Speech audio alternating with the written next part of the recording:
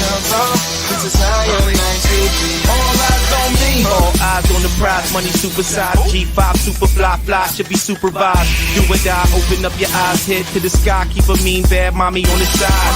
Make a tsunami, kamikaze on the mind. Spit flow, paparazzi flash shine. Get dough, champagne, Merlot. Cash and tango, in the VIP. Now she wanna touch her ankle. Get low, mueve mami como el dembow. All eyes on me, peeping through the window. Get mine, get yours, believe it or not. In the meantime, I'ma keep my eyes on the All top. eyes on me, drinks on me, girls on me, on the dance floor.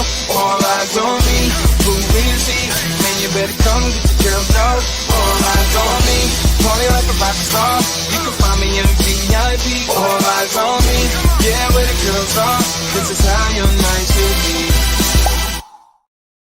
What is up? What is up? What is going on, everybody? Ali Mehdaoui in here in the brand new episode of the TheMEshow, your strategic partner in the building. My goodness, we've been working extra hard and picking up a whole lot of steam. Much love to all of you and every one of you who has given us the opportunity to interact and pour a little bit into your life. Today's episode is brought to you by the house, the ME Studio. Hey, man, we are doing so many things behind the scene. And if you are a New Jersey resident and you are a creative genius, if you want to have your own podcast, if you want to have the secret formula of everything that we're doing in here, hey, we're looking to actually share the space with other incredible individuals. See, sometimes the studio is open and you may be using it as a podcaster. Heck, we'll even collaborate with you to make you look like the authority figure, the speaker, the trainer, the amazing individual. We have a 3-unit space. One is for all things infomercial training, presentations, photo shoots. The second one is the real room. And you know where we at right now in the ME Studio, the hot room, where everybody wants to get their butt on that hot seat. And I would love to interview you. I'd love to make you look like an authority. And if you haven't heard, we also have distribution on major publications globally. And whether you want to focus on the United States or you want to go global, we definitely got your back. So ABC, CBS, NBC, and all of their subsidiaries, we'd love your story to be featured. We'd love to create a full-blown campaign with and for you. So let us know and definitely stick with us all the way to the end, because we're going to be giving away a 7-night, 8-day vacation, baby, to one of our 3,000 resorts. So you're going to hear about that a little bit more later on. First and foremost, my man, Rich Tomes, is in the building. Rich, what's going on, my guy? So good to see you yet again, and another beautiful week. What's up? What's up? What's up? Hello. Can't hear you. Can't hear me. Mike, can you hear me now? Still can't hear you. Wow. Let's try this again. Technical difficulties. There you How about now? You got me? My man, Rich Tomes. What's up, my guy? Not much. How are you doing today? Amazing. Thank God. Amazing, amazing, amazing. I could use you a little bit closer to the microphone so the world can hear you. But first and foremost, man, we had an unbelievable week. We had Joshua and his brother-in-law, Rob Mason, the producer, in the building. I think you learned a thing or two about me through that interview itself. At the same exact time, our air conditioner went bonkers over the last couple of days, and then the HVAC guys couldn't get to the house. We had a couple of days with 87, 86, 85 degrees at nighttime, my guy. That's crazy. My mother's having the same problem. That's why I'm heading down there this weekend. My guy, see, I wish I was you. See, what you do, what you don't know, ladies and gentlemen, that dude right there does it all. He can go from mechanic to carpenter to a web developer to chief production officer. He's got it all, and that's why I'm grateful to have you in my life. How was your week? Anything interesting this week? Not much. It's just same old. The mundane, same old, the usual routine. Same old routine. Working. That normal grind and just going on. Day by day, and then coming home and doing the stuff I actually enjoy doing that we're trying to get to. Yes, sir. On a day-to-day basis. Yes, sir. Well, we're launching a challenge in one of our companies. As you already know, for all things business development, training, monetization online, prospecting the 2024 way, how to use the digital world. And I'm excited about it. And by the way, make sure you, ladies and gentlemen, check in the comment. We're going to put the details on that as well. I want you to take advantage of the actual challenge itself. And we're going to be giving away a whole lot of stuff. Hence, you're going to be hearing me say a lot of giveaway, which you're going to want. But at the same exact time, the world is getting crazier in many ways. First and foremost, I am in my happy place right now. Many of you know that I was born and raised in Morocco, and football, as I call it, or soccer, as it is called here in these great United States of America. There's the Euro Cup and Copa America. As we speak, my boy Messi is playing possibly his last major tournament. Ronaldo is playing possibly his last major tournament. And not that they got anything to prove, but I'm pretty sure they would want to walk out with a chip or a little bit more silverware. So I'm sure many of you, do you watch soccer, football? Do you watch the Euro Cups, Copa America at all? I really don't watch Man. many sports at all. I'm too busy. You guys got me going too much. Okay, all right. I'll use that. Yeah. So I wish I could help you. I wish I could get your feet off me. But for those who might not know, globally, football is the most viewed sport in the world, and there is one other sport that beats it twice or three times a year, and that's cricket. Believe it or not. Check this craziness out. When India and Pakistan play a cricket, it's the ultimate rivalry. When they play cricket, it's 1 billion viewers in that one match. wow. 1 billion. Yeah. So, when there's the World Cup for football globally, there's usually about 3 to 4 billion viewers, but that's like once every 4 years. That's why it's so special and it's a big deal. But to have 1 billion, I mean, don't get me wrong. I mean, India alone has over 1 billion people that live in it. So I understand between Pakistan and India where there's 1 billion people who would watch it. But it's a lot of money to be made if you got 1 billion viewers. Yeah, there is. Yeah. I mean, I'd love to have 1 billion viewers. I bet you do. I bet you do.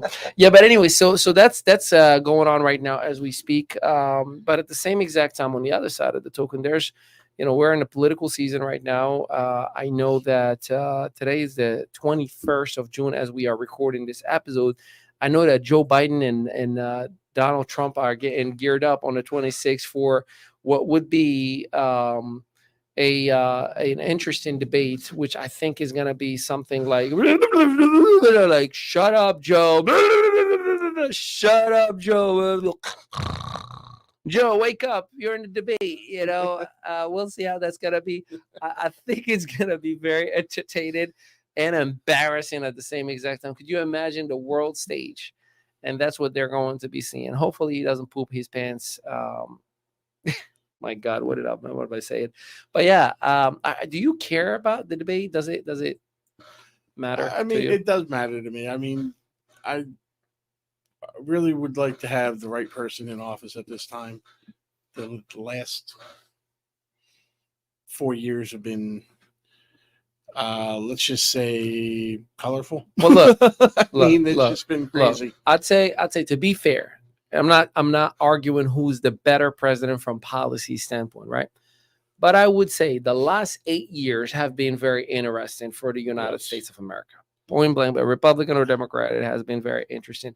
It definitely made the world stage look at us in a little bit in a different lens. And I'll tell you, the world is watching and governments are reacting all over the world. You may be familiar with BRICS. BRICS is an organization of Russia,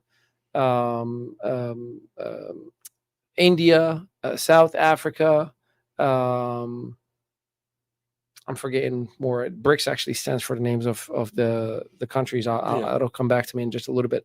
But BRICS essentially organizes, like there's the G12, the G6, the G24, and they created their own alliance. And one of the things that they have officially done is no longer use the dollar as the controlling currency. And BRICS is led by Russia. Now, what does that really mean to all of us? Well, it means, hey, America, you're no longer relevant. We don't need your mighty dollar, right? The dollar has predominantly controlled global currency. All transactions happen in a dollar because that's the dominant currency. Well, here's the scarier part is that 50 plus countries have pledged that they're going to actually align and sign into BRICS and no longer use the United States dollar, which devalues our money and makes us, again, irrelevant, right?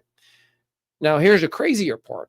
2 days ago, Russia and North Korea have signed a treaty.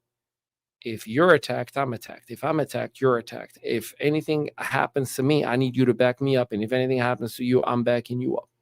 Where now you have Putin and Kim Jong-un. Did I say it right? Yeah, I didn't mean to like go put a little emphasis. Please don't cancel me. I know I put an emphasis on that accent. Kim Jong-un, right? Satire, humor. But they are now an ally, which if you look at history, right? There was the Mussolini of the world and the Hitler of the world, and back in the 1917, that led to World War I and then World War II. It's like there's a little cycle. Now, I am not a pessimistic person. Rich, you know me for a very, very long time. I'm extremely positive. I'm not gonna lie to you. When you add that whole recipe, where you are attacking or you are losing steam financially, where I don't need to use your money, I can use my own. And then Saudi Arabia just had a major deal with Russia and different parts of the world from an arms deal, and it was not done as far as transaction in US dollars. Then here's the craziest of them all. You have the United States that has armed billions and billions and billions of dollars to Ukraine, giving them launch missiles that can just long distance missiles, obviously against Russia, which Russia made it abundantly clear. All right, cool. We're coming after you. You are now officially an adversary. Russia has not called the United States an adversary in over 40, 50 years. Now, and when I say adversary, no, let me rephrase that. Officially enemy. That's the word that they use, not adversary, an actual enemy of war. So when you add all of that as a recipe, and then you tell yourself, Kim Jong-un has ballistic missiles, whether they are great or, Timu style, they're still missiles, right? Russia is not fond of the United States. And the outcome of this political campaign or political season is going to reestablish some credibility of the United States as the leader of the free world, or we are just doomed.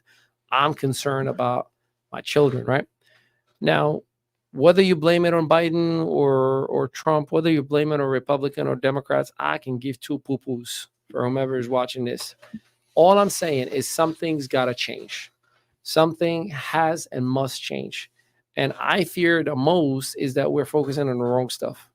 We're focusing on the wrong stuff, meaning as a people here in the United States, we're focusing on the wrong stuff. All right, with all of that set up, what do you think, Rich? Go on. Get in trouble, Rich. You take the bullet. So, yeah, absolutely. It is the people are focused on the wrong things in this country, in this nation. And that's because just the way the media has portrayed everything. You think it's the media, or you think it's us that are confused and misled and not even doing our homework to learn? Well, that's part of it as well. This goes back to the last conversation of ignorance too. But yes, it's the same thing. It's not learning, not knowing. But the thing is, everybody's led around by the media, but the media is controlled by certain people. Can I tell you a side note? Sure. Whenever the camera's not on me, you yell at me for I know, and I do doing this, and you do see it's a different thing when the microphone is in front of you. I like that little smile. Catch him, ladies and gentlemen. Catch that smile. That's that guilty. Like I told you the last time, my biggest thing is this, because you shake the camera. I'm just saying, it's not easy as it looks. So I'm more doing that to keep you from shaking. Okay, I see. I left like it's like this table has COVID. I'm keeping distance from this table so I don't touch it. No, no, it's more the microphone, right? Yes. Oops. Okay, so let's go back to. Are you concerned? And if we are, whether we are focused on the wrong thing or not, what are we to do as people, as a person? For you forget the rest, right? Let's not blame anybody. What are you doing? To make sure that your family's taken care of. Doing just what you said. I'm trying to keep myself educated, keep myself on top of the topics, and doing my research on it to understand what's going on. I'm not taking the word of the media or the politician or anybody else. I want to see and know what it actually is that we're. You think we're going to be all right? And the election's going to tell. You think it's the election that's going to determine that? I think it's beyond the election, to be quite honest with you. I didn't know. I think the election's going to help us out. I mean, it's going to be to the point where I think each one of us individually has to have a sense of responsibility. Well, we do. Everybody has to have the responsibility for everything, for their own actions and everything else. Again, we said, the majority of the people that are speaking out are the ones that are dictating what's happening. And unfortunately, that's what everybody's listening to. I got friends that have left the United States for good. And when I say friends, like, I'm not talking about, somebody who was just dead broke. Like, no, they stacked up and left in Dubai, in Colombia. Like, they're like, yep, y'all enjoy the politics. And the beautiful thing about it, they're online entrepreneurs. So they're still making the mighty dollar, living in other parts of the world and no longer having to pay the heavy duty taxes or anything like that to the United States while they're enjoying their lives. But to see Russia and North Korea shake hands, that kind of concerns me. Well, I don't think Biden is the recipe for being in the middle, shaking hands with Putin in North Korea. Whether you like Trump or not, he has shown that he was able to sit in the same room with Putin and get some kind of civility and communication, whether Putin, was playing us from behind the scene or not, to be determined, right? Also, Trump is the first United States president that got Kim Jong-un to say, cool, I'm going to play nice with you because you're playing nice with me. Now, some people are going to be where you're legitimizing different bad actors and dictators or what have you. Well, I am not trying to legitimize anything. What you got to understand is we are no longer in the 70s. The United States big bad wolf, America, that used to be like, I'm going to slap the crap out of you if you don't behave well, is no longer the thing. You got African countries right now who no longer are afraid of the Western world, who are, from a financial, intellectual ecosystem, rebelling against the West and saying, I don't need you anymore. Muammar Gaddafi was trying to do that, right? Saddam Hussein was trying to do that. What happened to those guys? That's a conversation for another day. What am I saying? But the point being, but the point being, I'm not trying to get into the foil head conspiracy therapy, but all I'm trying to say is it is important for us to understand the world has changed. I was talking to my business partner this morning, and he said old ways make old money, and old money is no longer sustaining the lifestyle of today. What used to be an exciting $70,000 a year is paycheck to paycheck today, right? That the 70,000 now is 45,000 5 years ago, and same thing goes for politics. Same thing. I wish there is term limits in Congress and in the House. There needs to be term limits. You got in all political aspects of our government. There needs to be term limits. Did you see that video? From the judicial system to the House to the Senate, to Congress. But let me ask you a question. Did you see the video of Grant Cardone breaking down Nancy Pelosi's income? No, I didn't. Okay, so as a House Speaker and someone who works in Congress, it's like less than $80,000 a year. No, it's $120,000 a year. So, after taxes, you're taking home about $86,000. So you're making maybe $7,000 a year. But Nancy Pelosi, when she retired, she had the net worth, like meaning already owns it every single year, of $200 million a year. How? Well, if you look at her portfolio for decades, she's been investing in multiple parts of the stock exchanges, like knowing exactly when, how, and what impacts its economic ups and downs, its wars, and many of these congressmen, congresswomen, and whatnot, it's insider information. They document themselves extremely well. They separate themselves with trust funds and different accounts and different LLCs, and they put it in family and husband or wife or whatever the case may be. But they all walk out of there $200-300 million net worth.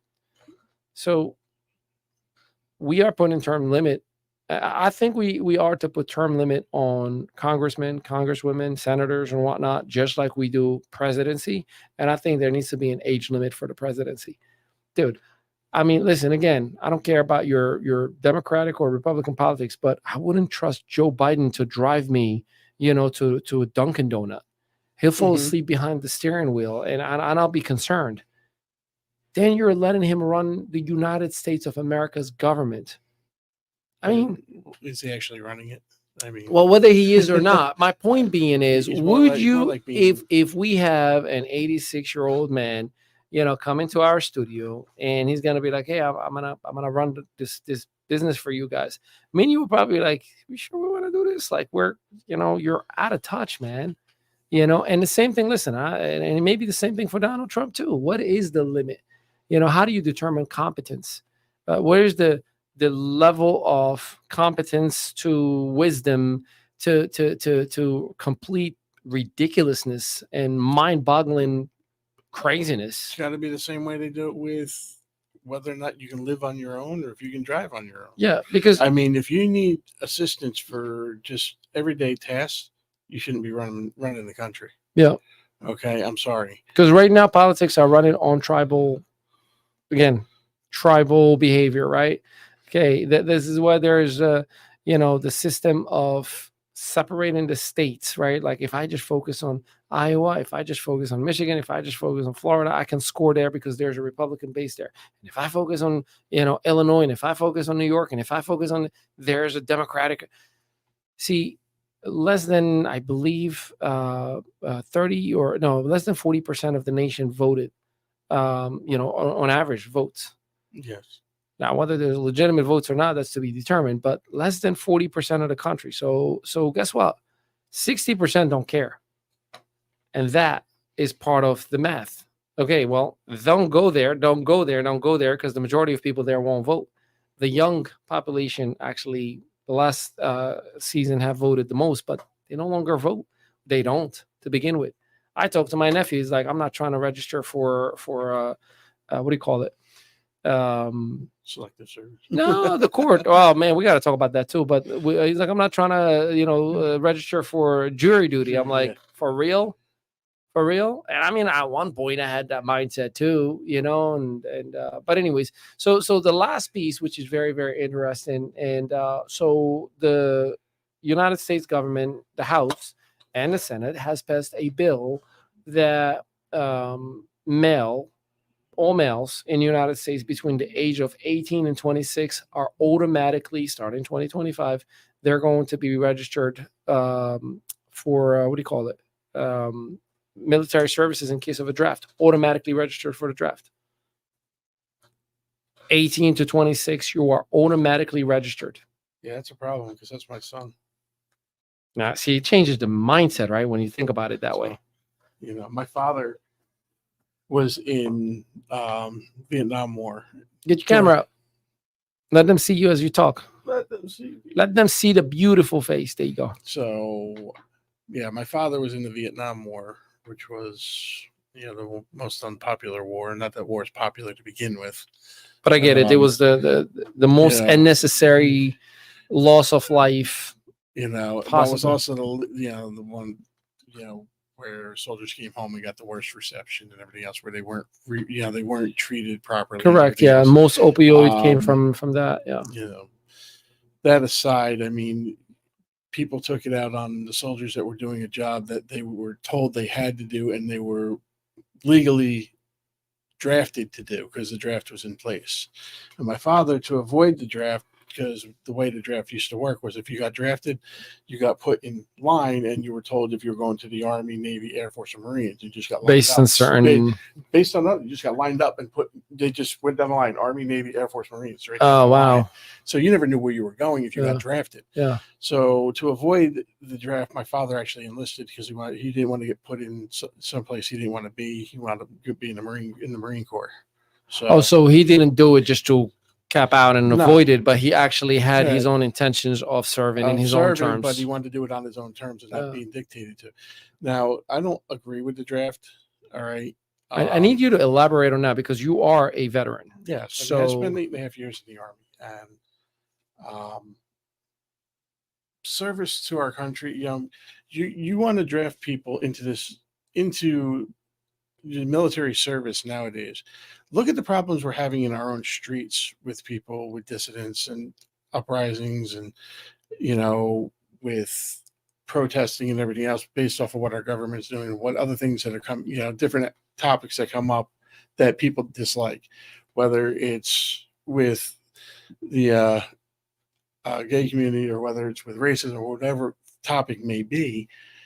I feel like there's always someone who's mad about something, no matter where. Do you really want to try to put these people in our military service and have them armed and then all of a sudden flip and just lose it because they don't want to be there because they're being told they got to be there? And honestly, you said obviously, that's a problem because that's your son's age bracket. But yes. You know what I'm really worried about? You're going to be sending a bunch of TikTokers to Warzone if it comes down to it. Well, yeah, I mean, that's the other soft generation that is married to their cell phone and not prepared for war or anything. But that's what I'm getting at. I mean, listen to what these TikTokers say. Listen to what this younger generation, what they're constantly talking about, and that they're getting, either banned for or getting, whatever it is. If you were to put them in a wartime situation, and they have a disagreement with somebody in their unit, what's going to stop them from just doing whatever they want to do? Yeah. I mean, now you have that problem with any war, no matter what happens, whether it's voluntary or draft, but you're less likely to have it if you're drafting people. Yeah. Or if you're not drafting people, rather, if you let people voluntarily join. Now, you're never going to get, we're never going to have like we did with World War I, World War II. Never say never, my guy, because where people just up and volunteered, and kids were, trying to join at the youngest age possible to help defend their country because there was a sense of pride in their country. I'll say this. Unfortunately, there's not a lot of pride in people. I get what you're saying. So yesterday was shout out to David Laverde. He graduated high school. David, my nephew, graduated yesterday, and they had a couple of recognitions and whatnot. He's heading to college, Delaware University. Smart man. Yeah, man, he is amazing, unbelievably smart. Really proud of you, dude.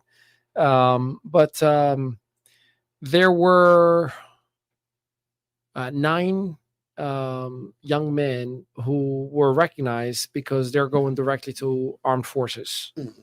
And it was good to see, like young kids who cared enough, whether their parents were military and told them, hey, this is the path for you, or whether it was within their own.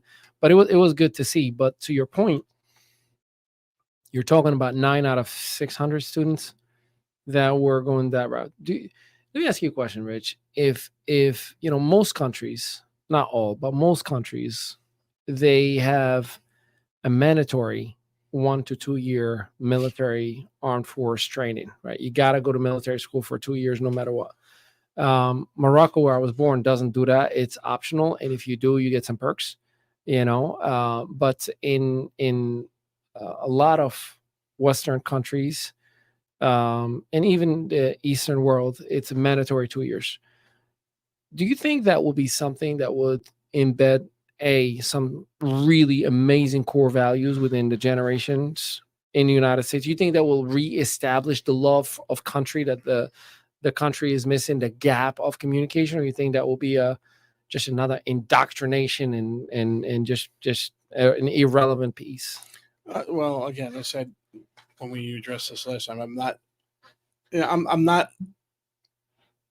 I don't feel that we should force things on people, but I'm not against the idea. It all depends on how it's brought about and how it's actually done and handled.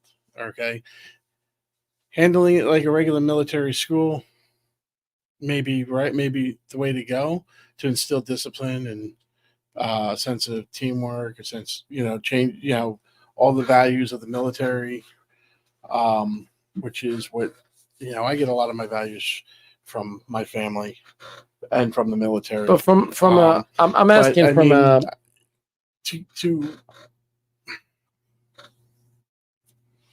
it's tough because do you think the United States of America would have more of a unified voice in the love of country? Because right now, There isn't a lot of that.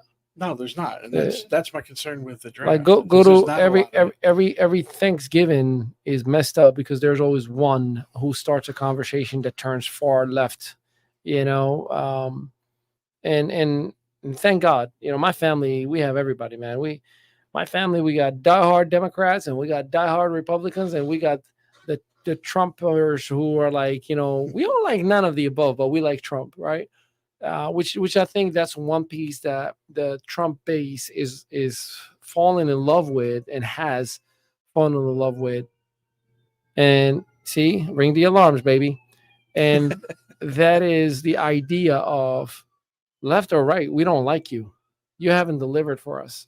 That just to be honest with you, I think that's a good thing. I just think that it's not gonna be a political party that brings us everything back around. It's gonna be an individual. It's gonna be, you know, a certain person that's gonna be able to bring things back together and bring things around, based off his ideals and how he handles things. Whether that's Trump or whether that's Biden or whether that's Joe Smith from down the creek. What do you think about Vivek? You ever heard of his? No, I haven't followed a lot this time around. If I was interested in Vivek. You know, he was definitely a lot of aligned with a lot of Trump policies, but I liked how he operated.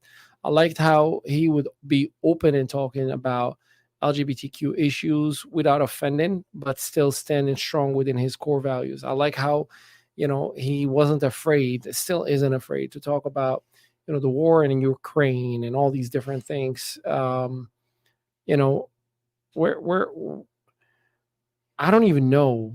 I don't think most people understand how bad it is right now for the United States. The United States, everybody's gotten too sensitive about everything.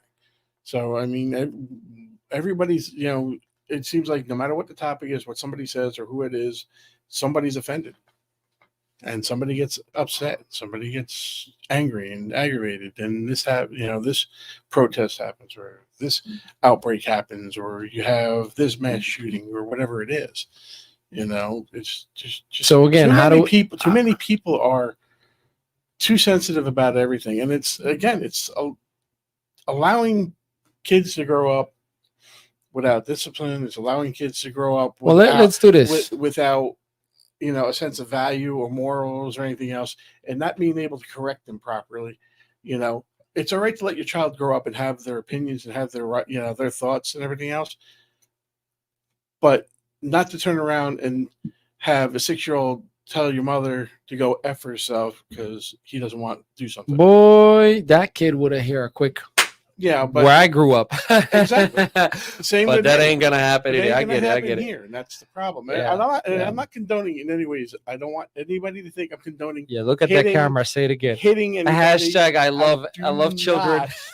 Condone hitting children. Hashtag hitting people. No hitting kids. Know, timeouts, great. That's fine, but you got to stick to your guns. You got to stick to your values. You can't turn around and say you're going to take something away from a child as punishment and then 2 minutes later hand it back to them because they started throwing a fit and you didn't want to listen to them cry. Yeah.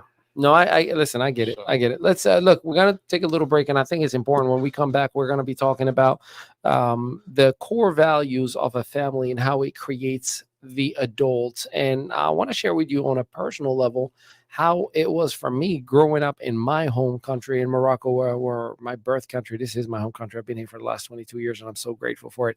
And keep in mind, we are giving away a 7-night, 8-day vacation. If you want to know how, you want to stick around with us, hint, make sure you subscribe, like, or comment. You may be one of our winners. And of course, we want to feature you in any of all of our platforms. So if you have what it takes and you want to be interviewed, you want to be on our vlog, you want to be on our podcast, you want to be featured in one of our 200 to 400 media outlets, if you want to have viral ready content, we definitely want to talk to you. So make sure you hit us up, make sure you DM, you comment, feature me, and we would definitely reach out to you, or one of our team members would reach out to you. We'll be right back. Welcome to I Am Velocity, the innovative learning management system designed with seamless blockchain integration. I Am Velocity supports coaches, affiliates, creators, and Velocity members in launching, building, and expanding their businesses or focusing on personal and mindset growth. With the backing of our project team and Founders Advisory Board, who bring over 300 years of combined experience in travel, business, blockchain, and smart contracts, Velocity Global offers an unparalleled educational experience. Whether you're looking to develop personally or professionally, I Am Velocity is your space to learn and thrive. And the best part is you can get started with as little as $50 one time in BNB.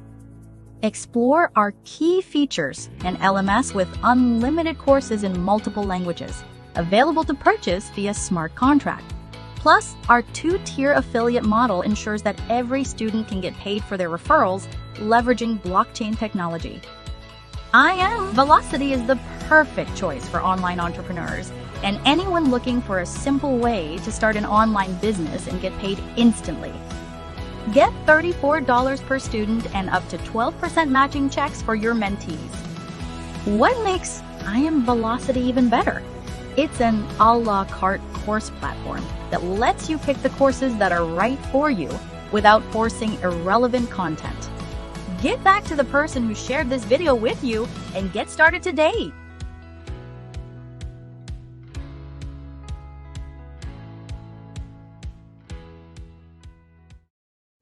Welcome back. Ali Mehdaoui here, your strategic partner and the ME show. Hey man, we've been diving head like they say. What was it? What did they say? Nose down, right? Like a plane nose down. We've been diving nose down or head first or whatever you want to pick, right? Into all things in the circumstance what are going on around the world right now. It's important. We are human beings. We are Americans. I am grateful and appreciative of being an American. And I have the privilege and the opportunity to speak on these different issues that are important to have as a conversation. Richie Rich, we talked before the break on all things, and we kind of left it off on family values, core values. And I want to share with you some of the things that made me the man that I am today. Listen, I don't condone the, physical disciplinary actions, right? In other words, like no abuse. I don't hit my kids. I don't hit my daughter. I don't hit my son.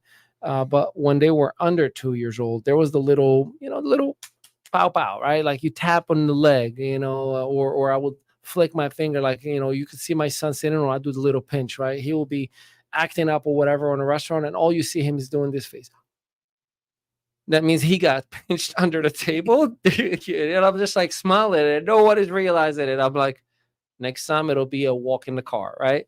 So we don't hit, but there's a little thing in the hand, right? Like, don't do that.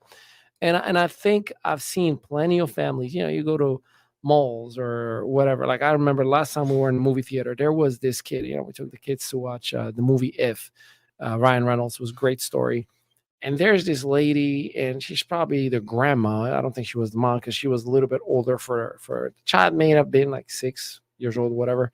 And I kid you not, dude, like, where we're sitting, it's sofa style movie theater. And the kid is running and throwing popcorn at people. And, I'm like, I gotta mind my business. That's not my kid. I gotta mind my business.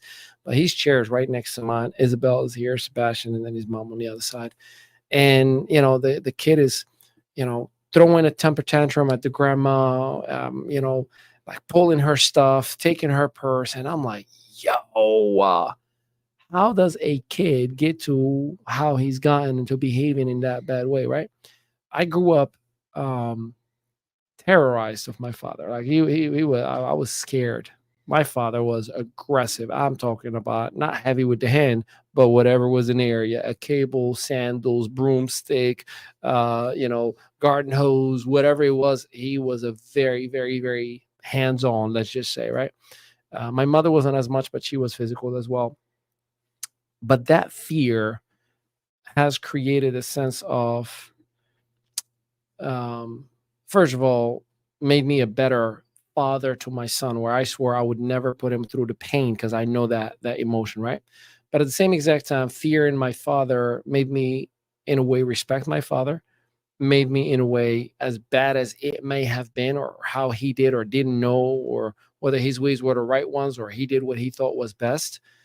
Till this day, as bad as some circumstances, and more than most, the trauma that I've had to endure and the circumstance that I had to endure, but I respect my father. And when I talk to my father or my mother, I'm always worried about what would my mother think? What would my father think? Everything that I say on this video on this platform, I'm like, what if my father's watching right now? Like, I don't want to get a phone call like, hey, what was that? What were you saying? Right. Though I'm a grown man and I have my own ways of thinking and I have the way I operate, and it's like, hey, this is the way I do it.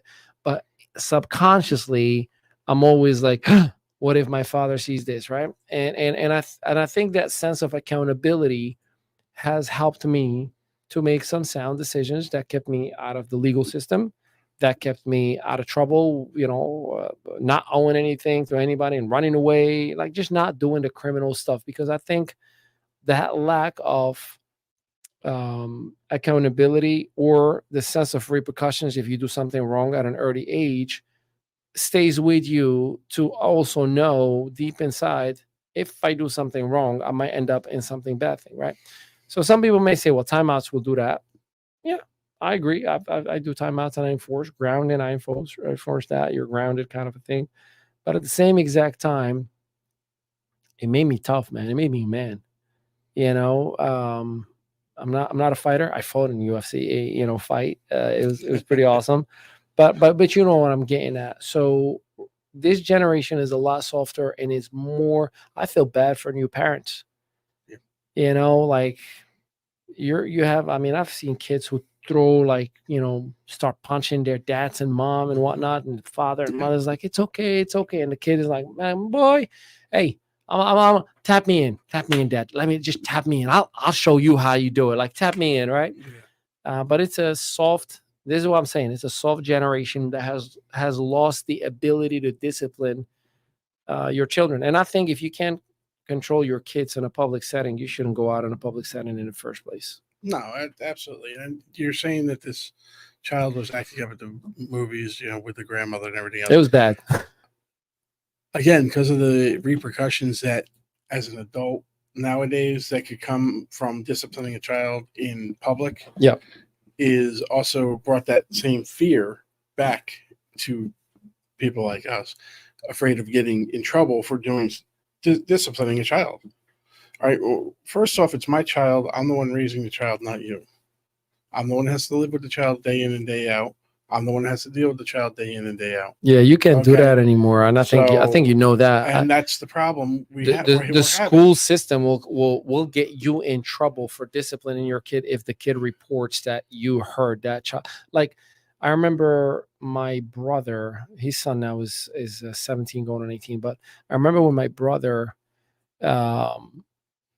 has gotten child services knock on his door. Mm-hmm. His son, this is like 10 years ago, his son in first or second grade or whatever it was, drew himself like he was drawing a little kid crying and beaten with a cable or what, like very aggressive. And it's like, what is that? It's like, that's just how my dad and my mom treat me at the house. Like, what? It's like, yeah, they hit me when I behave bad, but the graphic was so bad versus the innocent of a child just saying, I got in trouble yesterday and I got a little pow. Mm-hmm. They got child services knocking on their door. Yeah. Imagine that, and threaten, like, we'll take your kid away from you if we find something bad. Yeah, well, that's the problem. I mean, people are actually butting into a situation they know nothing about. All right, they're going off the word of this little tap that you're talking about on the leg or that slight little pinch or anything else. You can have people report you publicly if they they can report you publicly, but the thing is it's not even that. A child from the age of 3 to 7 years old that gets that little bit is that to them feels like they're getting beat to death. Oh, how many times we just do the clap next to the baby and the baby cries if you hit him. But that's what I'm saying. Is the child's perspective of it is misconstrued, and they take it as that it wasn't just this; it was really. Bro, that was loud. Really, I think everybody who's listening on the podcast right now, they think you just slapped me. Just make sure you do disclaimer for those who are just listening. I did not get slapped right now. My goodness, that's evil. What I'm saying. You got some heavy hands, dude. That's a different story for a different podcast. But that's what I'm saying is that little tap to tell your child, no, you don't do that. is being misconstrued as being actual beaten, and they're not. Yeah. 9 times out of 10, they're not. But again, it's the fear of the repercussions of what could happen. And then because of that fear of the repercussions of things that can happen, the adult can't do anything to take care of it or discipline or control the child. But now you're turning around on the other hand saying, well, all these children are out of control. Why didn't you discipline them? This is, and you know what's crazy about this whole thing that you're saying right now? You live in Lakewood, right? Jackson, right? Jackson, New Jersey. But next to you, there's Lakewood Township, yes. right? And specifically in the Hasidic Jewish community, they have their own school system, their own schedule, and they can do whatever they want. The fascinating thing, and I'm sure you've driven around, and you can see the kids just standing, like 4 or 5-year-old kids standing in the street, walking around all the time by themselves, doing what do you call this? Hitchhiking, right? And no one says anything about it. No one says anything about it. I mean, and I'm not picking on the Hasidic Jewish community. I'm just saying there is a sense of unfair advantage or unfair treatment, because I guarantee you, if Isabel was outside in the street by herself, my daughter is 3.5 going on 4. If I leave her and she's hitchhiking in Route 35, I bet you everything I am getting in some deep craziness, right? Like, and I've driven child endangerment. Yeah, that's what I'm saying. And then I said, you drive there and you're like, what is going on? Why are all these kids just standing in the corner of the street and trying to hitchhike? And they are all between 5, 6, 7, 8 years old. And you're like, you ever heard of child kidnapping? You ever heard of child pedophilia? You ever child of black market selling kids and all that stuff? All the time. I see parents walking with their kids. The kids will be 5 blocks ahead of them. Yeah. While they're walking and everything else, where they're going to, to temple or whatever it is, constantly. And these kids are crossing street after street. But the interesting thing, that gives the kid an advantage of character building where they are independent on their own. That's old school. I mean, me and you did that when we were kids. I'm not saying that they're doing anything bad either. But, all I'm trying to make, if you go back to when I was a kid versus when you were a kid, I mean, there's an 11-year difference. Yeah, okay? Like 22, 16, 97 years. But the thing is there's 15 years difference, 25 years difference. The amount of traffic and people, I got you. The amount of traffic and people that were around back then was a whole lot different. It was a different time. Okay. Yeah. To be able to get on your bike and ride across Jackson. Now, mind you, Jackson's large. I know. 109 square miles. And if there's traffic, half a block could be an hour. I mean, we used to ride through the woods to get to, or down the power lines to get to one road or the next, to go, from one end of Jackson to the other on our bikes or walk or whatever it was.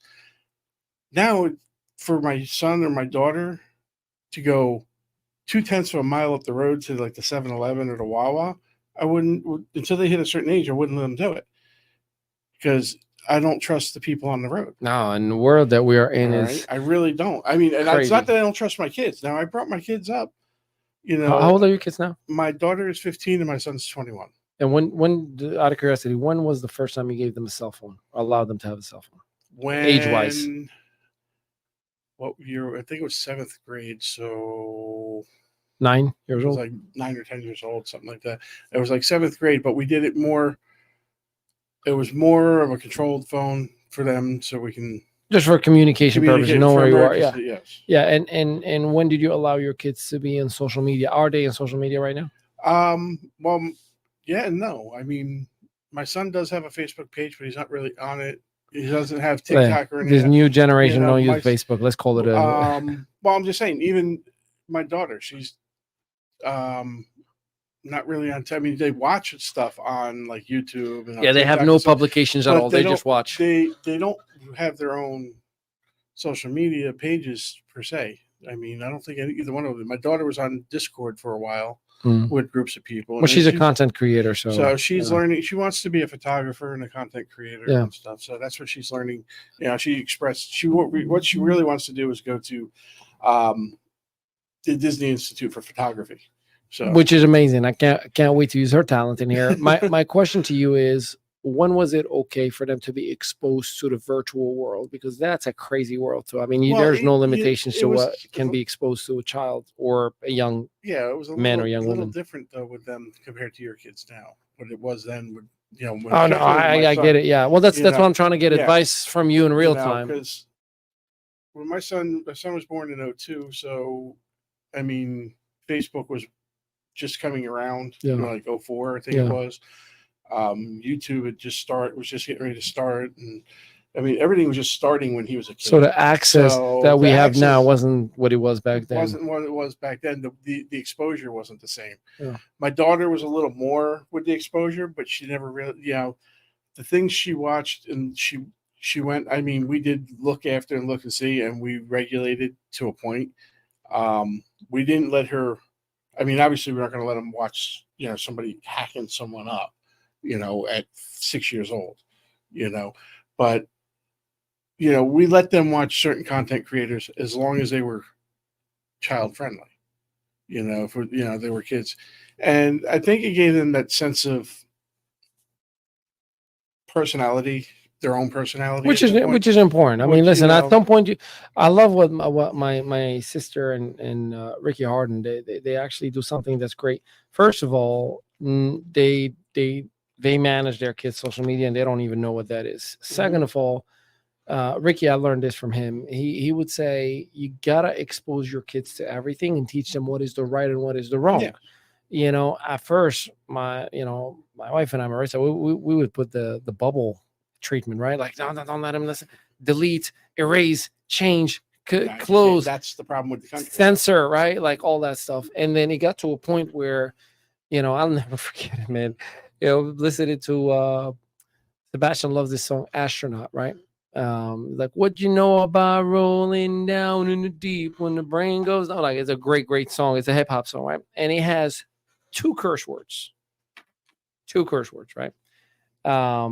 So Sebastian and I are just kind of going at it. I'm like, all right, cool. So I'm noticing he skips the curse word. He's aware, right? And he would skip it. But then at one point, like, he was like, can I listen? I'm like, yeah, you can. He goes like, well, what I want to do is I want to learn all of the lyrics. I was like, if you learn all the lyrics, I'll give you $20. He was like, all right, cool. So I give him the phone, and then, he can see the lyrics, and then he doesn't skip on the curse word. He says it. So I just did one of these, and I'm like, all right, I'm going to let that one slide. I'm going to act like I didn't hear it. This is just me and him in the car. I'm in his defense, you did tell him all the curse words. Oh, no. Yes. Then he's going again, right? He's like, oh, I'm going to get it. He's going again. And I was like, okay, well, just remember, we say, ships, basically say ships, He was like, okay. And then he's going and he says it again. I'm like, Sebastian. He was like, what? He's like, you said it. I was like, what? I didn't say it. He's like, yeah, you said it. He was like, when I was the other day in the back of the seat and I saw you were rapping the whole thing and you said it. And I was like, man, that's crazy. So I was like, all right, well, look, when it's just me and you in the car, we're the boys. I'm like, but you don't repeat it anywhere publicly, and understand that is a bad word. If you say it anywhere publicly, you're going to offend people. And Ricky taught me that. You got to teach them, hey, I'm not censoring you from the world. You're not weird if you know this. Like at one point, dude, Sebastian, if you say the word stupid, to him, stupid was a curse word. Like, if he heard you say, that is so stupid, he's like, hey, papa, like you said a curse word, like right? If you say, what the heck, to him, that's a curse word. Like just the little things, Sebastian's nickname since he was a kid was Mr. Kindness. So we were always like, okay, well, he's Mr. Kindness, so we got to keep him as long as possible, right? And he's still Mr. Kindness. I love these report cards. Shout out to my little man. He's officially a second grader. He got a report card, and then his teacher wrote this like paragraph, how he is one of her most favorite students she's ever had. His kindness is his signature move. He's so helpful. He's so this is that. I'm like, yeah, go. But I do identify that he has to grow. And with that, I have to grow. Yes. With that, I have to allow him, to be exposed to everything and make sure he understands. Now, that's bad. That's good. That's bad. That's good. But I think we don't have that anymore. So, well, that's what I did with my kids. I mean, they had to learn what they could and couldn't do. They had to understand their boundaries. They had to understand what they can. You got to let them test their boundaries too. Yeah, And my daughter's still testing them. Okay, she turned around and called me an asshole the other day. And I'm like, really? I was like, excuse me, you're speaking to who at this point? And how old is your daughter? She's 15. Oh man, testy. She's testing her boundaries still. Okay, and I told her, I said, listen, just because I act like a friend and we joke around and everything else doesn't. So how did you right. handle that, bro? Because me Well, personally, oof, I will be like, let us pray for the disease.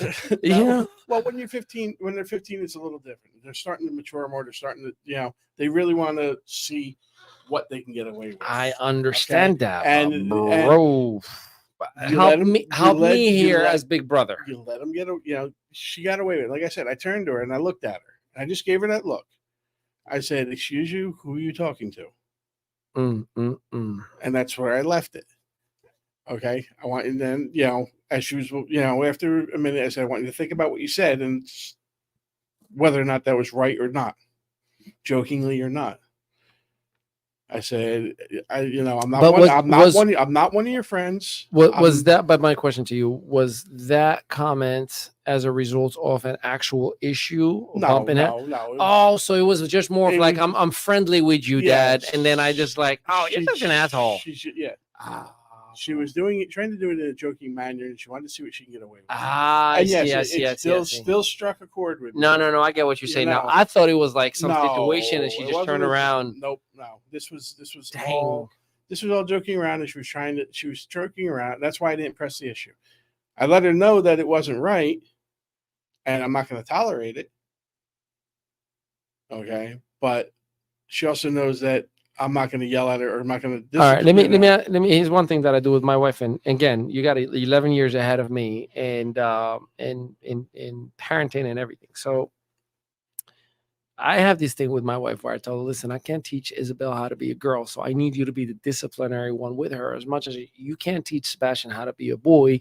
And it's not a matter of being a boy or girl. Well, just hear me out. So, are you the disciplinary when it comes to your daughter, or is your wife the disciplinary when it comes to her, or is it depends on the phase of life? It depends on the situation. It really does, because they'll listen to my wife, both of them, even my son when they were younger, gonna listen when they did something wrong or they got disciplined by her. If I had to step in, they knew they were really in trouble. Is what it comes down to. Okay, I was the one that if I had to put my foot down, I put my foot down, and they didn't like that. They didn't like seeing me coming in with that look of disappointment on my face because of what they did and everything else, and it scared them more than it scared them more than it did anything. Yeah, and it's something about the look, and we all have now, that. Mind you, I had an issue growing up. I had an issue with being angry and yelling when I was younger, a lot. Yeah, I was upset and pissed off at the world. I had a lot going on in my life, with my father having left when I was 4 years old, on my younger brother's first birthday, with my mother never being around because of alcoholism, she was doing, leaving me at home, as 6-year-old watching a 3-year-old baby taking care of a baby, taking care of him, cooking food, whatever it was, to make sure my son, my brother was taken care of and fed and bathed and everything else, and trying to constantly call and get her to come home and things of that nature. I went through a lot of different things and there was a lot of anger. Yeah. And like I said, if it wasn't for my wife, I probably wouldn't be here talking to you. I know exactly what you mean, my guy. With Brian, it was a little different. Now my kids are 6 years apart. Brian, it was a little different. He caught the tail end of my anger issues and my alcoholism and my drinking stages and everything else. And there was times where I really leaned into him and yelled at him when he was a real little kid. And it wasn't because I was, it was because of me. It wasn't because of him. And he was never hurt. He was never physically But once you worked abused. on you, do you think that got you guys closer? Meaning Yes. that, yeah, I see. Dude, I see you and your son. Dude, you guys are like boys. You can tell like you have an actual good, healthy relationship. When I did, there was a point where we were camping in the backyard one summer because he wanted to camp and we really couldn't afford to go anywhere. So I put the tent up in the backyard and I would come home, we would eat dinner and everything else, but we'd go out, we'd eat dinner out by the campfire and we'd do everything outside.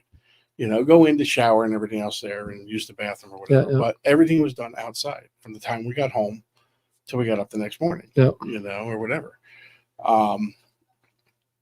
And towards the end of the summer, Labor Day, we used to go over to a friend of the family's for a party and everything else that they used to hold.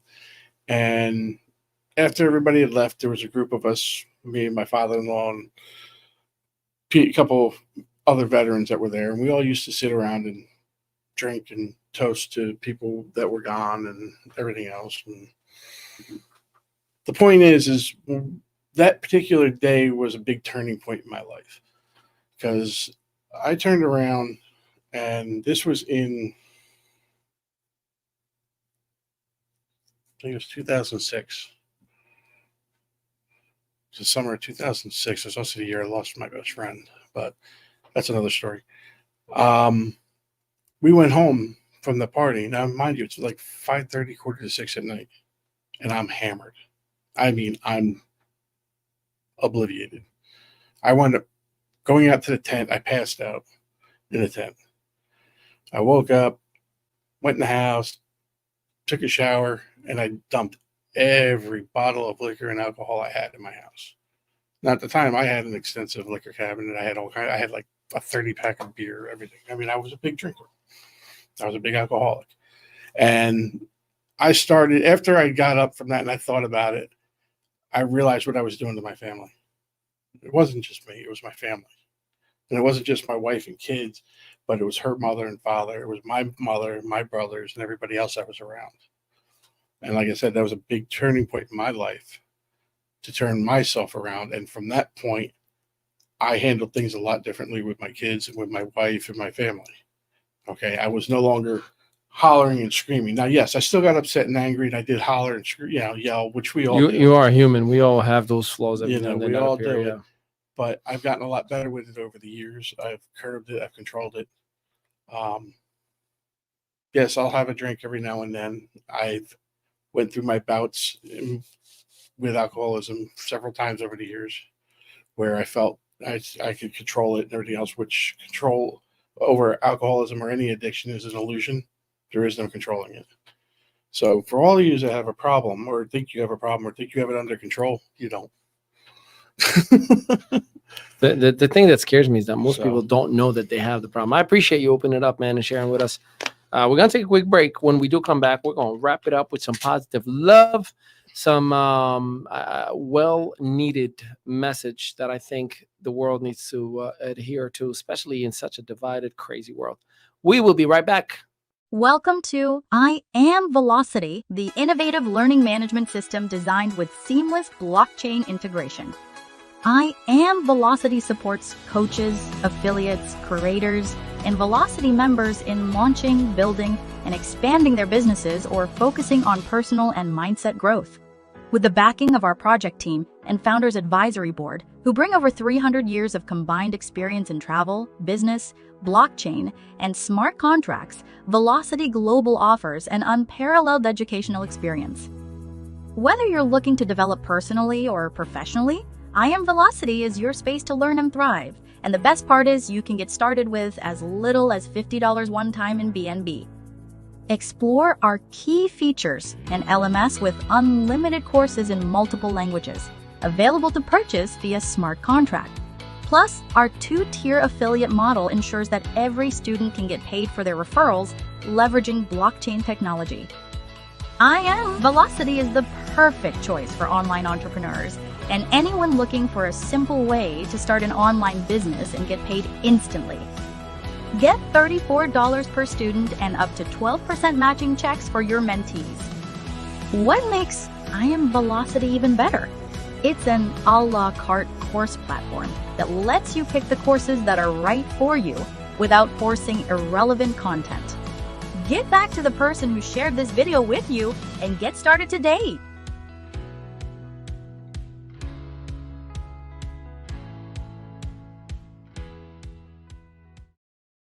Welcome back, ladies and gentlemen. Ali Mehdaoui in here with your boy Rich Tones. Man, we were having an amazing conversation, and it's only right to spew and put some positivity on you. It's very important to have this conversation. First and foremost, don't forget that the ME studios are now open for content creators, podcasters. We have the equipment, we have the tools, and we have the personnel for you. So just make sure you hit us up. Just write the comment, I am a creator, and we'll definitely we'll have somebody reach out to you.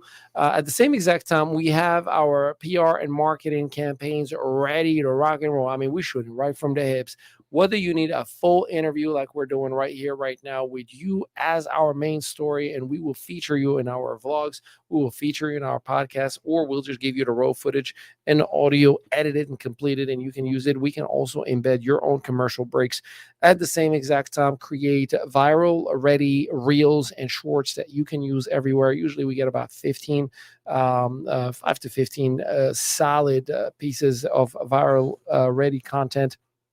And at the same exact time, we'll place you in one of our 200 to 400 media outlets, ABC, CBS, Fox, and all of their subsidiaries. We want your story to be told, and we know we can get you there. And the best part about this, no, it does not cost thousands of dollars. You just got to be business-minded. Talk to us, and we will figure it out at your own speed, at your own process, and at your own budget too. I know you like that last part. All right, cool. Let's get into the conversation. So one of the things that I think is important to identify is we live in a very divided world, very tribal world, and even more so, look at just, I mean, if I were to just get into the conversation about what's going on between Ukraine and Russia, what's going on in Israel and Palestine, what's going on even in our country between Republicans and Democrats, everything and everyone is divided over a lot. And what sucks is that if you were to just educate yourself and have a sense of empathy and understand that, no, it's not just one side is bad and one side is good, but there are multiple circumstances and situations that have gotten us into the bet. The problem is peace does not make money. The problem is positivity does not make money. So therefore, the more war there is around the world, the more famine, the more hunger, the more bad circumstances, the more media are sending ads and commercial time, the more that you are sucked into this idea that you are making a difference, but you're actually not. You can go ahead and talk about Palestine and you can talk about Israel until you turn blue. It won't make a difference. You know what will make a difference? Ceasefire from both parties. And I know one side is going to say, well, Hamas is going to stop. Hamas is like, well, we're just the only people who have weapons because Palestine just have rocks in their hands and, they're terrorists and they're this and that. Listen, if you just educate yourself on coming together, one of the things, and I hate award shows, by the way, but the last Oscars, one thing that they did was phenomenal.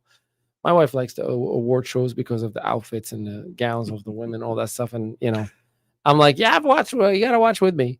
One of the things that the last Oscars have done, the award show, they had an orchestra of 7 lead artists. And they were violin, piano, all these different instruments, right?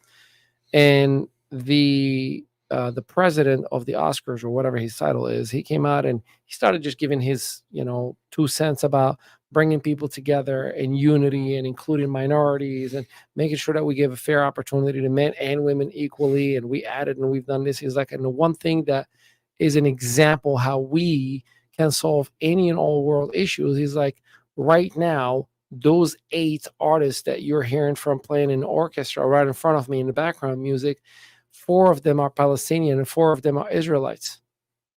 And they're sitting right next to each other and just playing harmony, beautiful music. No one is fighting. He's like, this is the example that if we were to just speak to one another, if we were to just understand one another, and the craziest thing of them all, you got a few old men, and in some cases women too, who are making decisions for global wars, economic problems, and all that stuff, while we, the people, you know how you can control it? This is my opinion. Again, this is what I'm doing. Become filthy rich. Now you're gonna be like, well, Ali, that's pretty selfish of you. I'll tell you why I'm gonna become filthy rich. That's the solution, because it creates a sense of independence for me to not have to wait for Uncle Sam or any government for that matter to give me anything. Right now, the reason that most people are so embedded into, well, I got to vote and I got to voice my opinion and I got to say how bad is Trump and how bad is Donald, how bad is Biden and yada, yada, yada, yada. If I were sustaining my own bank account in a ridiculous way that I don't care, do you think rich people worry about taxes, bro? They don't. No, they don't. They don't. Like actual million per month wealthy people, they don't worry about taxes. You Walmart, they get a tax return. The corporation, how in the world is Walmart getting a tax return and Ali Mehdaoui gets audited and gets hit by $84,000? Sorry, that's not funny, but how? The look on your face. I'm just saying, right? Like, yeah, I'm still, the Vaseline didn't weed off yet. I'm still hurt. The point that I'm saying is the wealthy does not care about taxes. Therefore, they don't fight. You know what the wealthy does? The true wealthy. They get a phone call from the local mayor. They get a phone call from, the major city mayors. They get a phone call from the senator. Shout out to Ryan Leonard, who opened NJF Studios in Howell. And you know who he had on his grand opening? No. The senator, the council, the mayors, like all of the different established, current, prior, and who was running for the seats. They were all there. They were all promoting him and giving him shout outs. They brought a whole letter from their own departments recognizing him and all these different things. Do you know why? I don't. Because he did $160 million in 2023 take home. And you know what they wanted? Contribution. They wanted an influence. And you know what my man did? He said, well, I'll contribute, but here's what I need you to do. Here's what I need you to make happen. Here's how I need the taxes to be. Here's this, here's that. He had a say. All right, cool. You want my money? How you going to spend it? I'm not going to give it to you unless I know for a fact you're going to do it like this. And remember, in 2 more years, you're going to come back to me and you're going to ask for more contribution. And I'll help you. I'll give you $100,000 for your ads. But I want to see this, and that. That's why I know all I got to do. What do you think Elon Musk? He doesn't care. He says it. Doesn't care. Keep your money. F you. I don't care. You don't want to promote with us? You don't have to. Screw you. We don't care. But guess what? Richest man in the world. Guess what? Every politician wants from him. Money. And he says, cool. Why is Dana White invited all the time next to Donald Trump? Billionaire. Donald Trump wants to be next to him. Every UFC fight, Donald Trump is right there because he has the influence and the money.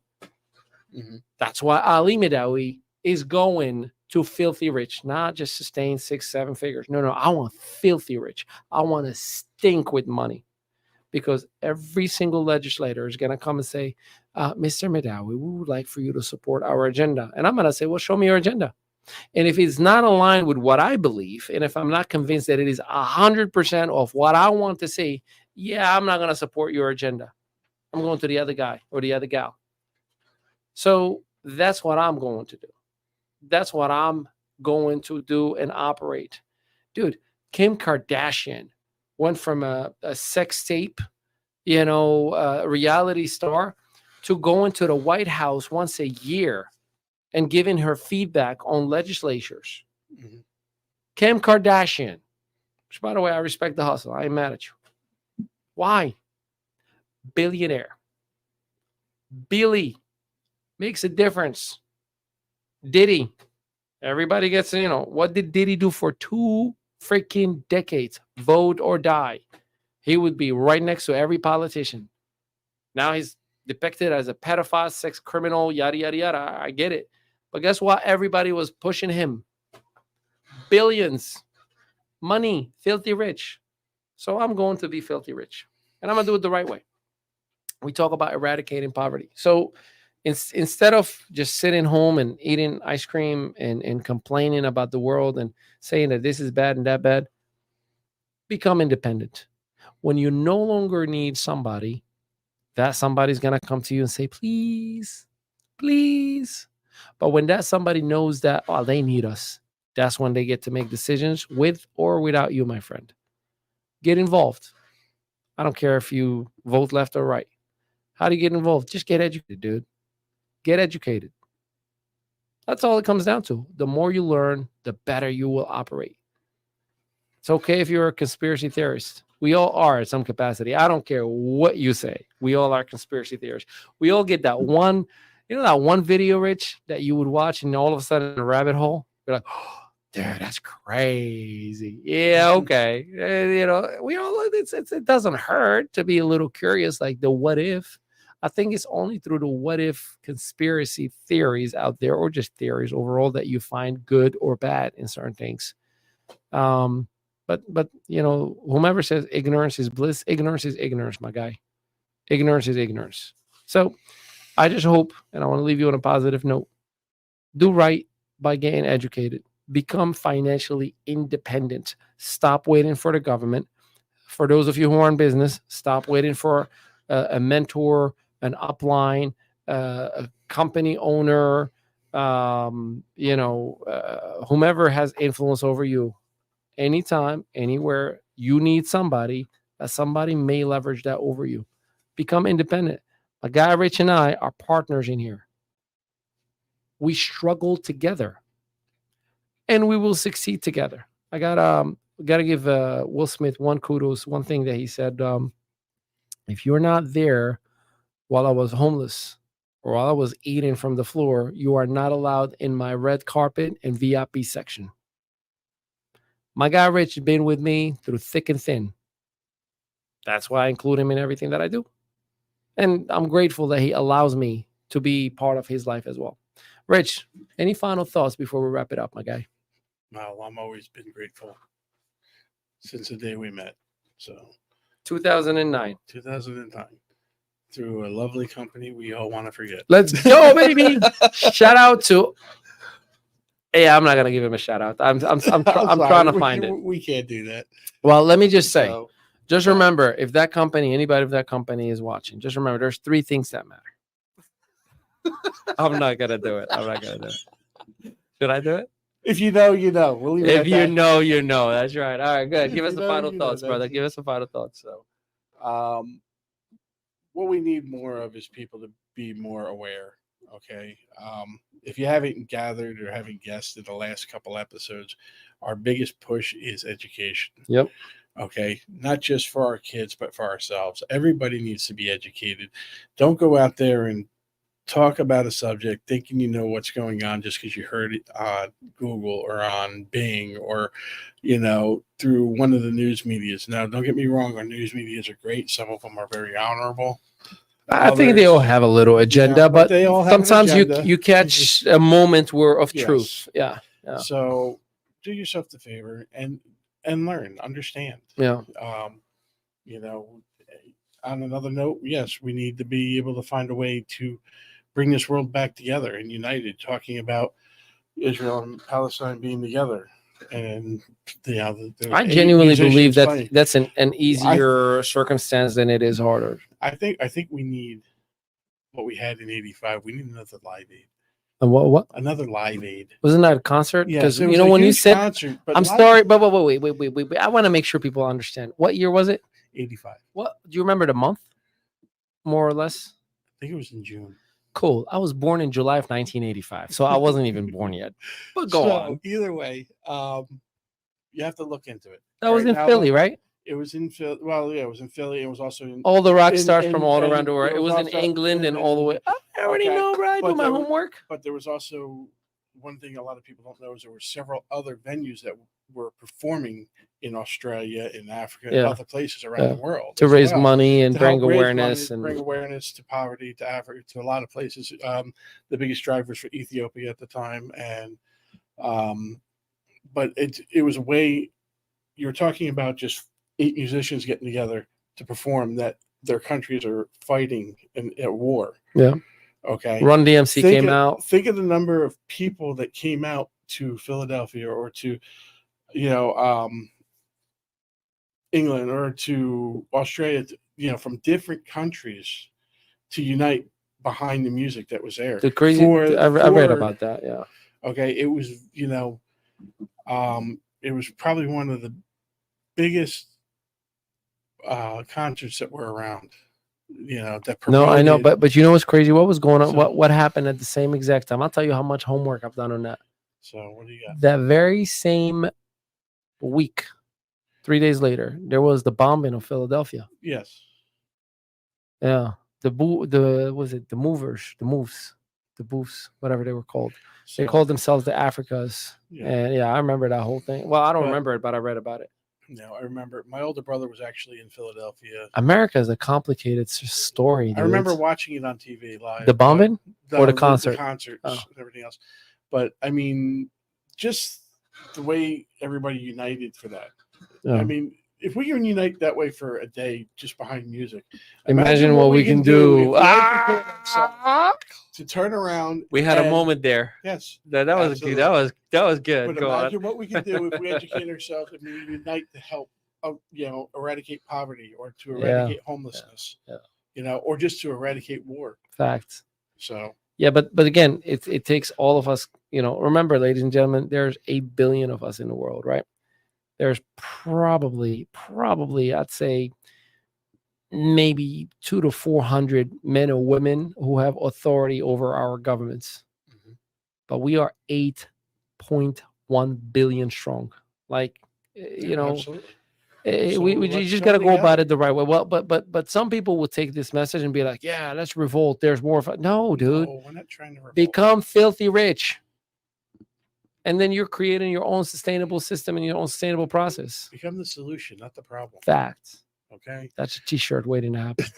Become the solution, not the problem. Yeah. Be the one that stands out, that's going to say, you know what, I'm going to learn and figure this out. And I'm going to be the one that's going to step up and everybody's going to come to and say, listen, what can you do to help us? And this is what we're going to do. Yep. All right. And it all starts right here at the ME Studios. Hey, man, that was a moment. That was a mic dropper. All right, ladies and gentlemen, you heard it here first from Rich Domes, Ali Mehdaoui. We are super excited. How about grateful now? We want to get you in one of these publications ASAP. So make sure you drop in the comments, I am a creator. Let us know how we can help you, serve you. And remember, one lucky person, you're going to be getting a 7 to 8 day dream vacation, one of our 3,000 resorts around the world in regions like Canada, United States, Mexico, South Africa, Europe, Asia, anywhere in all the different parts of the world. You cover your taxes. We comp the stay for you. Obviously, flight and food isn't included. However, the lodging is pretty badass. It usually costs anywhere from $1,500 to $5,400, depending on the season. And you only cover your taxes, which is anywhere between $270 to about $300, maybe $400 if it's high season total. That's TOTAL for you to have a vacation of a lifetime. So let us know. Number one, write in the comment. Number two, engage, subscribe, share, any kind of engagement. We're going to be doing a pool. And one lucky person will be winning a 7 to 8 day dream vacation. We love you and appreciate you. Until next time, peace out, everybody.